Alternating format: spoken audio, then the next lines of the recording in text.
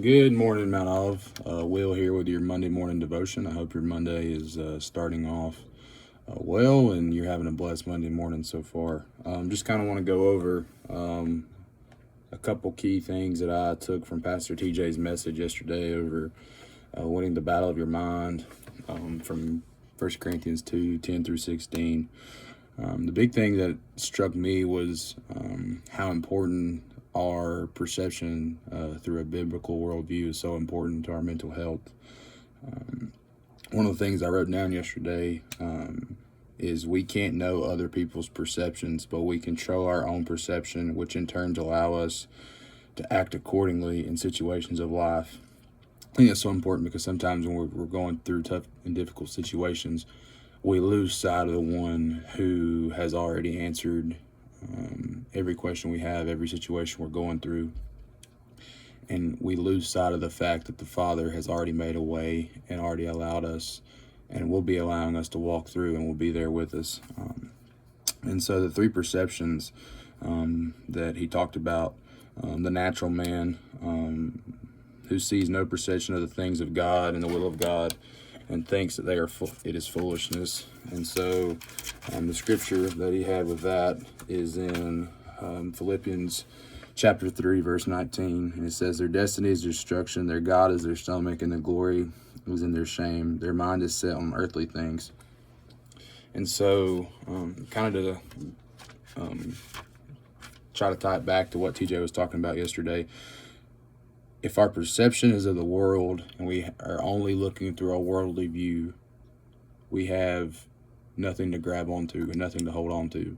When the situations of life get tough and we're struggling and we're trying to figure out what we're going to do, whether it's in a medical situation, whether doctor's calling and giving us terrible information for ourselves or for a loved one, or we just don't know how we're going to make it through, we have no hope if we're a natural man perspective, because that means we have no relationship with the Lord and we have no understanding of his will and his mercy and his love. But the next is a spiritual man, which is a born-again believer. It talks about in verses 11 through 13 of First Corinthians.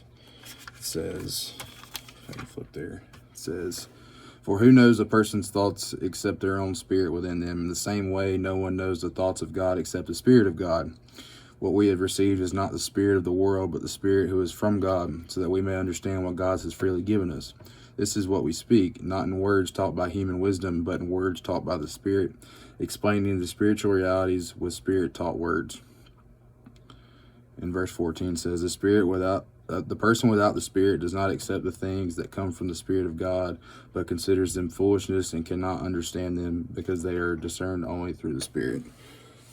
So basically, what this is saying to me, and it struck me yesterday, is if we're a spiritual man looking through a spiritual perspective, anytime we hit a difficult situation in life, anytime we're hitting a rough patch, the word is already explained to us how we go about it, how we understand it, how we perceive it. We don't have to guess. We don't have to look through any certain influence, whether it be social media or different people in our life. We already know how to handle it because the Lord has given it to us through his Spirit and his word.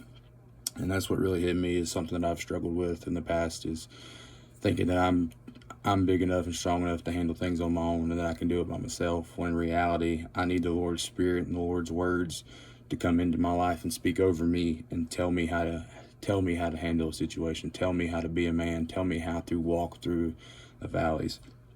And then the third spiritual perspective, the carnal man. So this is the fruits of envy and strife and division.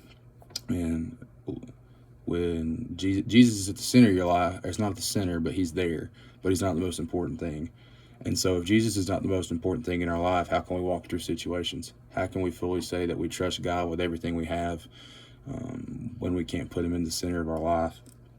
And he discussed the story of the blind man and how not only did Jesus use one touch, but this is one of the few times that he used two touches, because there was a purpose behind it. He wanted the blind man and he wanted the disciples to see the reason for what he was doing, that there's a complete purpose for how he goes about things, and he wanted him to see that. And so I was doing some reading this morning, and Romans popped up. It was Romans chapter 12, verse 2, and it says, "Do not be conformed to the pattern of this world, but be transformed by the renewing of your mind. Then you'll be able to test and approve what God's will is, his good and pleasing and perfect will." And so this morning I just challenge you, if you're struggling with your perspective, if you're struggling with how you view the world, maybe if you're not a believer, but the Lord's tugging on your heart and trying to change your perspective, I just pray that you would allow him to work. If you are a believer, but you're like the carnal man who knows Jesus, but who hasn't fully accepted him, or maybe you have accepted him, but he's not at the center of your life, I just pray that you would use the words of the message from Pastor TJ and allow it to reshape your perspective, to allow you to become and look through the spiritual man perspective, the born-again believer, and use his word and use his spirit to change how you view your situations of life. So thank you, and have a blessed day.